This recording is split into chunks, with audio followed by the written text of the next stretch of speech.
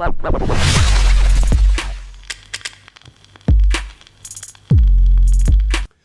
I'm Kip Bradley, and welcome to Moral Mayhem, where I focus mainly on movies that mangle morality.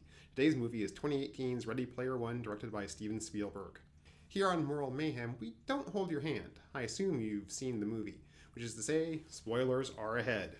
This is going to be rough. Mostly, this show isn't about if a movie is good or bad, but only if it is consistent about its morality. But sometimes aesthetics and morality collide, and this has happened on Ready Player One. The crux of the story is that the world's richest man, James Halliday, dies. The company he started, Gregarious Games, controls the Matrix. The Oasis. Sorry about that. The Oasis was designed as a reality gaming platform, but one of the key points of the movie, and I'll be getting back to this again and again, is that the Oasis grew past being a gaming platform. It's the world's biggest marketplace and also the global central bank. The currency of the game, Oasis Coins, is also the world's reserve currency. I know, it sounds boring, and it is. Who even knows what a central bank is other than the fans of Hamilton? And what the heck is a reserve currency? The short answers. A central bank makes money. In the United States, that's dollar bills. A reserve currency is the kind of money that countries, big companies, and some very rich people use to preserve their wealth because the currency is thought to be very stable. In our world, again, that's dollars and euros. In the movie, it's the game currency. The real world doesn't have a global central bank. Most countries have their own central bank that makes their money and controls stuff like inflation and keeps the stock markets high. But there's no one central bank for the world in our world. In the movie's world, it's the Oasis and Gregarious Games. As a result, Gregarious Games has way more power than any bank in our world. You can turn that over in your head a bit, right? More powerful than any bank in our world. Any bank in our world. That means this gaming company isn't just a gaming company. It's an incredibly powerful and critical part of the world's financial infrastructure, even without it also being a giant international marketplace. It's a central bank if that central bank was also Amazon and Walmart. The mind boggles. It isn't even a dumb premise. Many things in this movie are, really preposterously dumb, but not this. Real-world game companies like Blizzard work hard so their in-game currency isn't used by money. They know that governments would crack down on them in a big way if they let that shit happen. Damn, did I really talk for a couple of minutes about fucking central banks? I wish I didn't have to do it, but it had to be done. Because it's all about the moral mayhem on this show, and you gotta know about this banking BS to get why this movie is so morally nuts. The movie's a little sly about the Oasis being a central bank, though. They don't out and say it, but there are lots of hints. Like this freeze frame, Oasis coin, the next dollar. Yeah, right, that's the reserve currency, not the US dollar, but Oasis coins. And this one, when one of the founders of the company says it's not a game anymore. But it's changed, okay? It's really not a game anymore. Because it's now a central bank, and because it controls the currency of the world's central reserve currency. There are other scenes, too, that reinforce the centrality of the game to the global economy. This is how you plan to resolve the fate of the world's most important economic resource? The world's most valuable resource indeed, and... If you get killed, your avatar can come back to life, but you lose all your stuff. Everything you've ever worked for. Everything you've ever worked for. All your money. All your money. Since people spend most of their time in the Oasis, losing your shit means, well, losing your shit.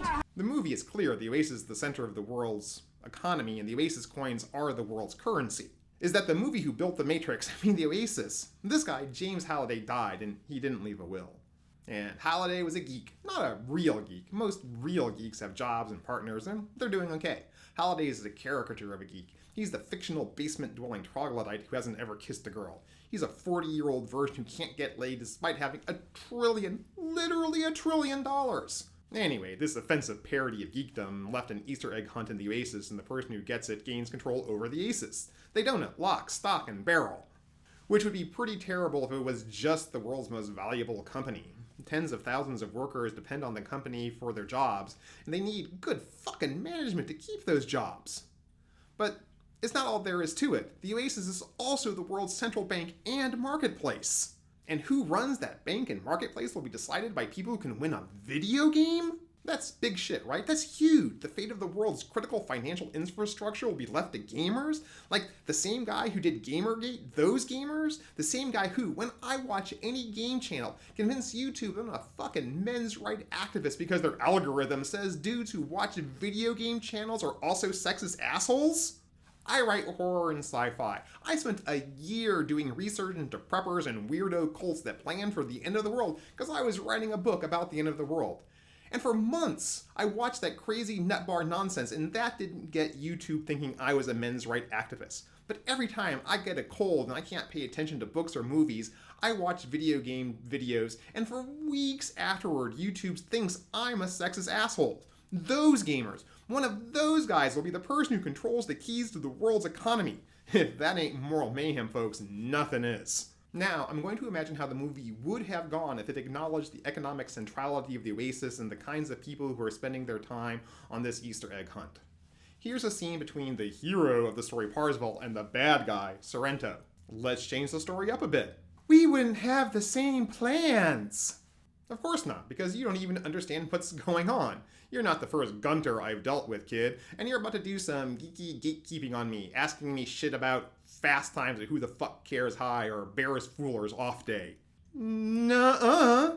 But let me gatekeep you for a minute. Do you know how money is created? That's what I thought. How about the role of inflation in regulating economic activity? Or how that relates to prime interest rates, or even what a prime rate is? Yeah, that's what I thought. Here's the truth, dude. You don't know enough to run the Oasis. Because while you and your little friends were getting good at playing games, me and my associates were learning about business, economics, and politics, about the vast, interconnected web of human activity that keeps the global economy running. You play games. I run companies. Am I an evil, ruthless son of a bitch? Sure, but I'm still way more qualified than you to run gregarious games and the de facto central bank for the whole fucking world. I mean, if you run this baby, you might do something stupid like shut it down 2 days a week, causing millions of businesses to go into bankruptcy because they can't keep the doors open. And that would cause almost everyone who uses the Oasis to get other services to do their work, causing a flood of people leaving the company. I won't do something so stupid. I won't let canoodling with my girlfriend make me make bad corporate decisions with global economic consequences. When you put it that way, it sounds sort of stupid that anyone would use an egg hunt to decide who ran this company, isn't it? Yeah, kid, it's really stupid, but it's what we've got to work with, so take your fucking money and let the qualified adults run the economy. Instead, we got gatekeeping, because the movie tried to have it both ways, to have gregarious games be vital to the economy, but constantly draw attention away from that narrative fact. Because if we understood the stakes, the whole premise of the movie falls apart, right? Because, let's be clear, what I said here is what happens. The heroes do close the Oasis for 2 days a week, which would cause a giant economic collapse. It would be like shutting down YouTube, Netflix, Amazon, Steam. It would be like shutting down the whole internet for 2 days a week. It would be chaos, absolute economic carnage, and we'd all go somewhere else to use our services, right? Right. That, my friends, is moral mayhem. But if that's not enough, let's have some more mayhem. What's that sound?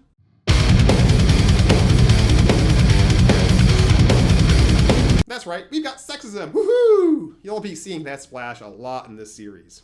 So, if you think that acknowledging sexism and racism in movies is wrong, you should probably go back to, I don't know, is 4chan still a thing? I legit don't know, or care, where sexist, racist, homophobic, bigoted pig dogs hang out.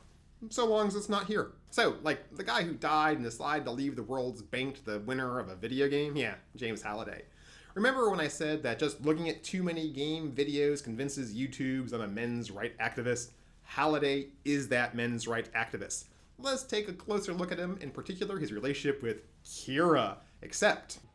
So what happened? Nothing. I invited her over. Well, did you at least get her name? Yeah, Kira. I told you, like the character in the Dark Crystal. That's her gamer tag. Yeah, okay, Kira, that's not her name. It's her gamer tag, but to Halliday, that's what's important. The son of a bitch doesn't even refer to her by her name at first. Karen. Okay, Karen Underwood. This is the only scene where Karen Underwood is mentioned by that name. From here on out, she's Kira, because that's more important than, the person she is. Also, notice that Karen is eventually the wife of Morrow, that's the guy Halliday is talking to. And even he calls his dead wife Kira for the rest of the movie. For crying out loud, dude, seriously? The middle of this movie is about Halliday's obsession with Kira. There's this thing where one of the biggest regrets of his life is he didn't kiss her.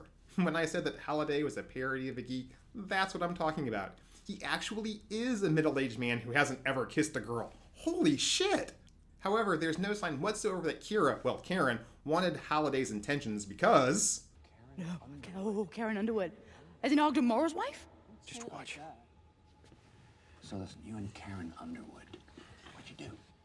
She wanted to go dancing, so we watched a movie. This is the extent of Halliday's interaction with Karen Underwood. She wanted to go dancing, so they did what he wanted instead. Can you imagine if this was told from her point of view? Seriously. Yeah, we went on a date. At dinner, all he talked about was pop culture. Do you know he organizes all the books, movies, and games he watches, reads, and plays by noting when he uses them and how often? I do because he told me. Would not shut up about the things he likes, and talking to him was like being interrogated. I kept having to prove to him that I knew enough about 80s culture. After dinner, I said I wanted to go dancing, and I told him I loved ballroom dancing, but instead we went to see a movie. The movie he wanted to see, The Shining. Yes, he took me to The Shining on our first date. And I think he was aroused? I think he wanted to kiss me when Jack Torrance was making out with the ghost zombie. It was weird. So I'm glad he never called again, and I did not call him. I like geek guys and all. I'm a geek too, but maybe he should see a therapist. And this is the only line that Karen Underwood, or really Kira, has, since this is a virtual environment and this is Halliday's projection of Karen into his fantasy. Care to dance? Do you know how long I've been waiting for you to ask? Ta-da! That's the totality of Kira's agency in this movie. I doubt the real woman was waiting for him to ask her anything after their first date. The real woman, Karen, has no voice. What's important to the movie is only Halliday's fantasy, which isn't automatically moral mayhem. What makes it moral mayhem is that none of the characters, including Karen Underwood's still living husband Morrow, who plays a big role in this movie, none of them recognize that Halliday's fixation over this one woman, who eventually marries his best friend, which does not stop him from creeping on her, is inappropriate behavior. It's the kind of shit that incels whine about, how the hot women don't like them despite them doing all the right things. Not even recognizing that what they're missing is the role of the woman's agency and personhood in their fantasy. It's super sexist and the movie does not acknowledge it. Maybe even more weird is Karen Underwood's husband, Ogden Morrow, never talks about his feelings about his dead wife. Only Halliday's feelings are important, because Halliday is also a raging fucking narcissist who manipulated everyone around him and eventually the whole world to keep thinking about him all the time. He's Donald Trump if Trump couldn't get laid and designed video games. But that's not the only example of sexism in the movie either. Let's get to Artemis. In most ways, the Artemis Parzival love story is typical of action movies made in the 20th century. Though, to be clear, this movie was made in the 21st century based on a book also written in the 21st century. Anyway, while Artemis does do some cool stuff, the character isn't allowed to be better than the male hero at anything. Her competence is a ruse to demonstrate her desirability to the hero without threatening his centrality not only to the plot, but to the world. In the end, the girl's role is simply to support the male character's triumph. So, let's look at the first time Parzival and Artemis have a conversation. She's not gonna make it. Bail! Bail out! Bail!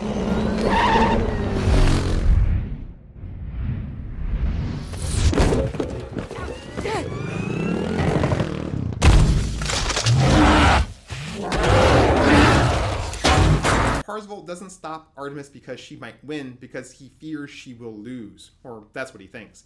He pulls her off the bike not because he's competing and sees her as a legitimate threat, but because he needs to save her. And the bit where Kong destroys her bike seems to justify his choice, because no one gets past Kong. You know it's true because a man said it. Ignoring that, she'd chosen her line for the jump and might have had a strategy or tool or weapon for overcoming the challenge she knew existed. Parzival also loves mansplaining stuff to Artemis too. You know who that is? She doesn't, because despite being an elite egg hunter, she doesn't know anything. Good thing Parzival knows. He goes on to explain for quite some time all the things Artemis doesn't know. Eventually, though, she does show how important she is to the story by saying this. Come on. Wait, the Oasis needs you. Why exactly does the Oasis need him specifically again? Why is he so irreplaceable? Oh yeah, he's the boy. That's it, right? The Oasis and the world needs him because of her, because he's the boy. I can handle the challenge, but I can't let you get hurt in the real world. Get out of IOI and meet us at River South. Of course he can handle the challenge, but gosh, if something bad happened to her, he'll feel bad. He can't let her get hurt in the real world, so, against her wishes... Wait. No. You'll forgive me for this, I promise. Wait. No. Which isn't too different when he pulled her off the bike, right? He knows what's best for her. She gets no say in it, even if she knows the risk and is willing to take the consequences. Because he knows what's best for her, he forces her from the Matrix. And because this is a shitty sexist movie, she does forgive him. The movie has three important people. Halliday, who has this creepy sexist fixation with a voiceless woman. Parzival, who is a mansplaining jerk who denies the woman he supposedly loves of her agency. And Sorrento, who isn't getting dinged on this because he's the bad guy. But they're all sexists. Hell, it's not that the characters are sexist, but the movie is sexist. But wait, there's more! Now with extra racism, in this case tokenism. The hero Parzival is a white man, but he has sidekicks. This is Ash, black lesbian sidekick. She drives him around. Black people love driving white folks around. Just ask Miss Daisy. This is Daito, a Japanese sidekick. He knows martial arts because he's Asian. And this is Sho because little Asian kids are good at video games. With added... child endangerment. They brought an 11-year-old kid into this. All of this tokenism culminates in this rather sad scene. Are you willing to zero out for the Oasis? Are you willing to fight? I am Parzival of the High Five. In the name of Artemis, in the name of H, in the name of Daito and Sho, we ask you to join us on Planet Doom. In the name of James Halliday himself, help us save the Oasis. When the fuck did they form the High Five? Oh right, they didn't form anything. Parzival, the white dude, decided it was time for them to form a clan, so it just happened. And because they're ethnic sidekicks, they accepted this without any comment, as well as Parzival's obvious leadership of the group. He is, after all, the white man. I don't know that I need to say more than this. They've collected an ethnic mix of characters to support the white man. The Asian characters in particular are stereotype. Asian kids who like Gundam and are good at video games, and they're ninja! It makes me want to weep, to fucking weep, that in the 21st century there are still movies where white guys have ethnic sidekicks. Seriously, Ready Player One, fuck you. But the scene is bad in another moral way too. Parzival is all like, they want to monetize the internet, but in the name of a narcissist asshole and my gamer clan, you should all go broke so I can become super rich. But are those the stakes? They are not. Remember Artemis? This is her motivation. I'm doing this to stop IOI. I'm talking about real-world consequences. People suffering. Actual life and death stuff. I know. No, you don't know. My dad died in a loyalty center. Loyalty center is the movie's euphemism for slave labor camp. When you've got a lot of debt, they lock you up and the system is constructed to keep you in indentured servitude forever. And remember this?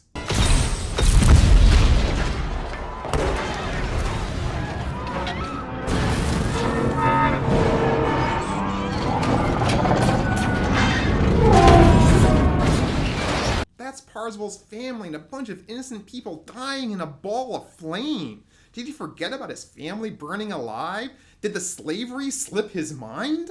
When he's talking about how they should go get Evil Corp, it's not because the bad guys want to charge more for the fucking internet. It's because they're slavers and they're killers. But to the movie, that's not important. What is important to the movie is internet access, because somehow, some way, slavery and murder are not important enough to mention as a motivation for tearing down the whole fucking system? Anyway, that's it for the moral mayhem of Ready Player One, or at least all that I'm going to do right now, because this movie makes me want to cry. It's a crazy film that gave me whiplash between insulting my intelligence and offending my morality. I found it incredibly painful to watch. The things I do for art. I never knew that being an artist would involve destroying the things I loved. In this case, a bit of my soul. Heck, I was so offended I made another video about the non-moral flaws in Ready Player One, which you can get to by clicking the link in the upper right-hand corner. I compare some of the bad scenes in Ready Player One, any scene, to good scenes in other Steven Spielberg movies, because I swear he used to make good movies. I hope you like this video, join my channel, and subscribe with notifications. While you're at it, check out my books. I'm a writer. I write books. There are links below. Next, I'm going to tackle, let's say, Ender's Game, because I clearly believe in cinematic self-harm. I'm Kit Bradley, and thanks for joining me at Moral Mayhem.